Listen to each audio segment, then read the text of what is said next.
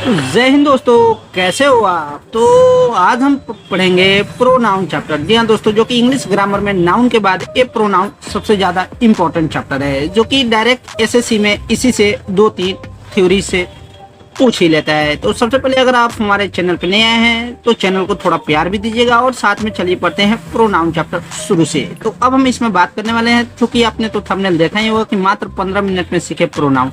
तो इसमें हम सिर्फ रूल सिखाएंगे जो कि डायरेक्ट आपको सीजीएल के पेपर में आएगा।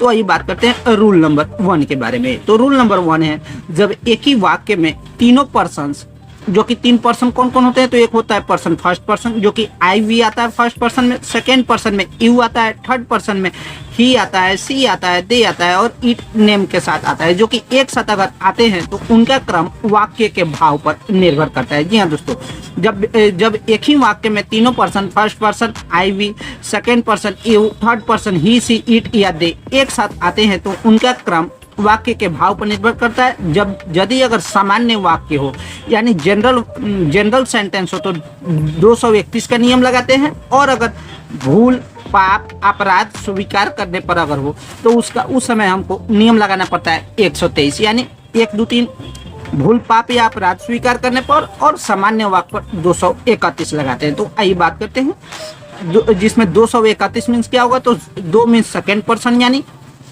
यू, थर्ड पर्सन यानी ऑब्जेक्ट यानी ही सी इट दे नेम, और फर्स्ट पर्सन यानी सब्जेक्ट। तो आइए बात करते हैं। तो सबसे पहले 231 का नियम लगाते हैं। तो एग्जांपल है you, he and I R studying for the CGL exam.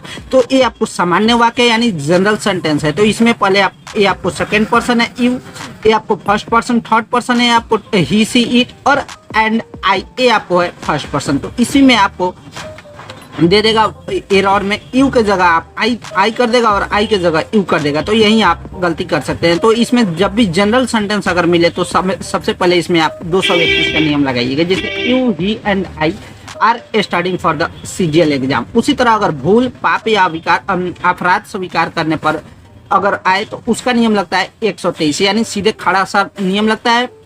First person subject, second person object और थर्ड पर्सन नो चेंज।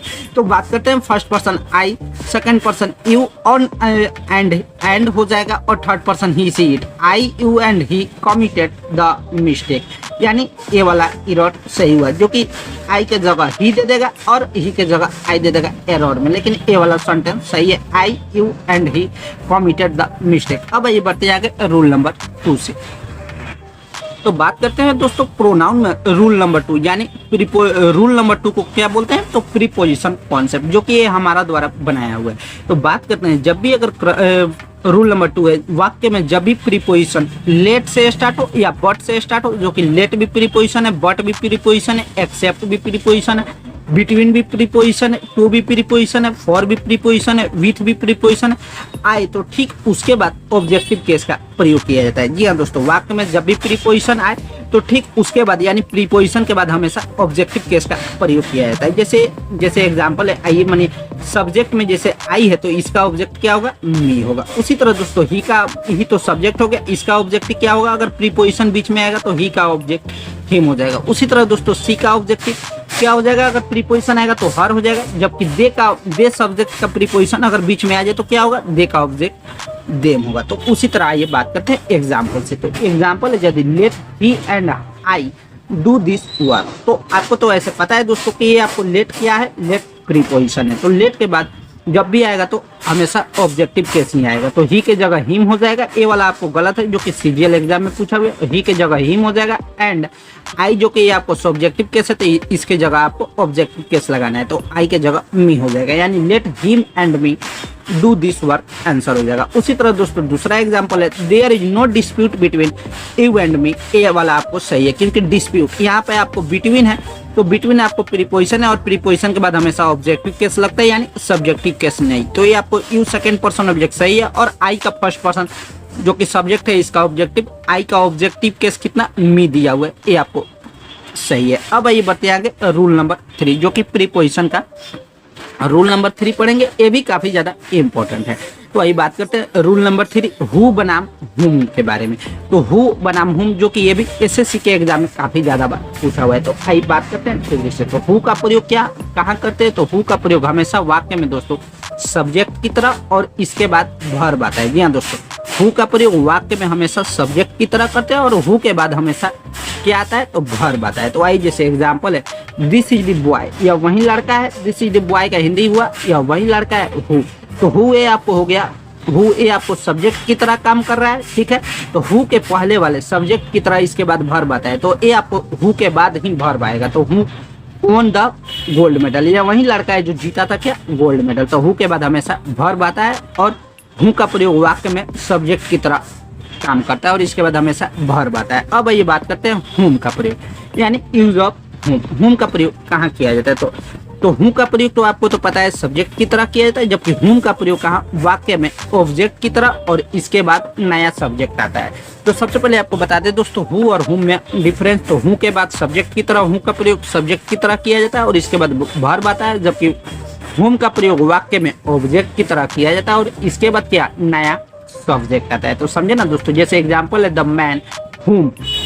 तो हुम के बाद यहाँ पे आपको हुम आ गया, तो हुम के बाद क्या आएगा? सब्जेक्टिव केस आएगा। तो सब्जेक्टिव केस यानी फर्स्ट पर्सन है आई। तो the man whom I met yesterday was very helpful. मैंने कल उस आदमी से मिला जो कि वेरी बहुत लाचार था। अब आइए बात करते हैं। तो इसमें आपको पता चलना गया कि हु का प्रयोग सब्जेक्ट की तरह किया जाता है और इसके बाद वर्ब आता है, जबकि वाक्य में ऑब्जेक्ट, हुम का प्रयोग वाक्य में ऑब्जेक्ट की तरह और इसके बाद नया सब्जेक्ट आता है। अब आइए बढ़ते हैं आगे रूल नंबर 4। तो रूल नंबर 4 में क्या है? तो रूल नंबर 4 में यूज ऑफ इट, यानी ईट का कॉन्सेप्ट सीखेंगे। तो सबसे पहले आइए बात करते हैं ईट का प्रयोग कहाँ किया जाता है। तो ईट के बाद जब भी अगर इज या वाज हो, ईट के बाद जब भी इज या वाज के बाद सब्जेक्टिव केस आए, तो सब्जेक्टिव केस यानी आई आए या ही आए या सी आए या दे आए, तो दे का प्रयोग किया जाता है। यानी इट प्लस इज या वाज के बाद सब्जेक्टिव केस का ही प्रयोग किया जाता है। जैसे एग्जांपल में आई बात करते हैं। तो एग्जांपल है यदि इट इज आई या मी होगा हु हैव हेल्प्ड यू। तो आप हमेशा याद रखिएगा दोस्तों, थ्योरी में है इट प्लस इज या वाज हो तो हमेशा सब्जेक्टिव केस का प्रयोग किया जाएगा। तो इट प्लस इज या वाज होगा तो आई होगा। यहाँ पर सब्जेक्टिव केस ही लगेगा, यानी आई लगेगा, इसका ऑब्जेक्टिव केस नहीं प्रयोग किया जाएगा। उसी तरह दोस्तों ये वाला एग्जांपल है इट वाज ही या him who stole the watch, या वही है जो घड़ी को चुराया था। तो इट वाज, जब भी इट इज या वाज आए तो उसके बाद हमेशा सब्जेक्टिव केस लगता है। तो यही एरर में पूछ देगा ही या हिम दे देगा तो हमेशा ही मारिएगा। अब ये बढ़ते हैं आगे रूल नंबर 5 से। तो बात करते हैं रूल नंबर 5, यानी रूल नंबर 5 में पढ़ेंगे डैट का यूज, यानी यूज ऑफ डैट का प्रयोग कहाँ करते हैं। दोस्तों अगर आप हमारे बता दें, अगर आप हमारे चैनल पर नए आए तो चैनल को लाइक कर दीजिएगा, क्योंकि यहाँ पर दोस्तों आपको एसएससी रिगार्डिंग सभी कंटेंट आपको फ्री में मिलता है। तो अब आइए बढ़ते हैं आगे यूज ऑफ डैट। तो अगर वाक्य में ऑल आ जाए या सेम आ जाए या ओनली आ जाए या एनी आ जाए या नॉन आ जाए या लिटल आ जाए या सुपरलेटिव डिग्री आए, सुपरलेटिव डिग्री में यानी बेस्ट आ जाए, तो इसके पहले डैट का प्रयोग किया जाता है। जैसे एग्जांपल है this is the best book who या that I have ever read. तो सबसे पहले बात करते हैं, जैसे बेस्ट आ गया यानी बेस्ट आ जाए तो बेस्ट बुक के बाद हु के पहले हु या डैट आएगा, तो बेस्ट के बाद हमेशा आगे इसके बेस्ट के आगे हमेशा डैट का प्रयोग किया जाता है। यही जो कि आपको एरर में दे देगा this is the best book who या डैट। तो बेस्ट जब भी अगर क्वेश्चन में देखिएगा या ऑल देखिएगा या सेम देखिएगा या ओनली देखिएगा, तो इसके बाद हमेशा हु का प्रयोग नहीं कीजिएगा, हमेशा डैट का प्रयोग किया जाता है। यही आपको एरर सीजीएल में पूछता है। तो अब ये बात बढ़ते हैं आगे नेक्स्ट पॉइंट से। तो नेक्स्ट पॉइंट जैसे है सजीव वस्तु के लिए हमेशा हु का प्रयोग किया जाता है। जी हाँ दोस्तों, आप याद रख लीजिएगा, सजीव यानी लिविंग थिंग्स के लिए जिसमें जान हो उसमें हु का प्रयोग किया जाता है, और निर्जीव वस्तु यानी नॉन लिविंग थिंग्स के लिए विच का प्रयोग, यानी जिसमें जान नहीं हो उसके लिए विच का प्रयोग किया जाता है। यानी हु का प्रयोग किसके लिए? तो मैन के लिए, वुमेन के लिए ऐसा, जबकि विच का प्रयोग किसके लिए किया जाता है? तो चेयर, टेबल, कुर्सी के लिए। अब आइए बढ़ते हैं आगे नेक्स्ट कॉन्सेप्ट। तो नेक्स्ट कॉन्सेप्ट क्या? Rule number 6। रूल नंबर 6 जो कि प्रोनाउन चैप्टर का, ये भी बहुत ज्यादा इंपॉर्टेंट कॉन्सेप्ट है। तो बात करते हैं ईच अदर और वन अदर में डिफरेंस हम जानेंगे। तो ईच अदर सबसे पहले किसे कहते हैं? तो ईच अदर जब वाक्य में संबंध दो लोगों के बीच दिखाना हो तो ईच अदर का प्रयोग किया जाता है। जी हाँ दोस्तों, ईच अदर का प्रयोग जब किया जाता है जब वाक्य में संबंध दो लोगों के बीच दिखाना है। जैसे the two brothers always quarrel with each other या वन अनदर। तो सबसे पहले आपको बता दें ईच अदर का प्रयोग हमेशा वाक्य में संबंध दो लोगों के बीच दिखाता है। तो दो ब्रदर है तो यानी इसमें ईच अदर लगेगा। तो यहीं आपको इरोड दे देगा ईच अदर या वन अनदर, तो ये आपको ईच अदर लगाइएगा क्योंकि दो भाई आपस में अपने झगड़ते रहते हैं। अब आइए बढ़ते हैं आगे वन अनदर के कॉन्सेप्ट को लेकर। तो वन अनदर में पढ़ते हैं, वन अनदर में जब वाक्य में दो से अधिक लोगों या वस्तुओं के लिए दिखाया जाता है, जब वाक्य में जब दो से अधिक लोगों या वस्तुओं के लिए दिखाया जाए तो वन अनदर का प्रयोग किया जाता है। जी हाँ दोस्तों, वन अनदर का यूज होता है जब दो से ज्यादा व्यक्ति का प्रयोग हो। तो जैसे एग्जांपल है ऑल द स्टूडेंट, तो ऑल द स्टूडेंट से यानी इसमें बहुत सारा विद्यार्थी का बात कर रहा है। तो all the students of the class helped one another या each other during the project. तो वन अनदर होगा, ईच अदर नहीं, क्योंकि ईच अदर में सिर्फ दो लोगों के लिए किया जाता है जबकि वन अनदर में हमेशा दो लोगों से ज़्यादा के लिए किया जाता है। तो अब ये बढ़ते हैं आगे नेक्स्ट कॉन्सेप्ट के लिए।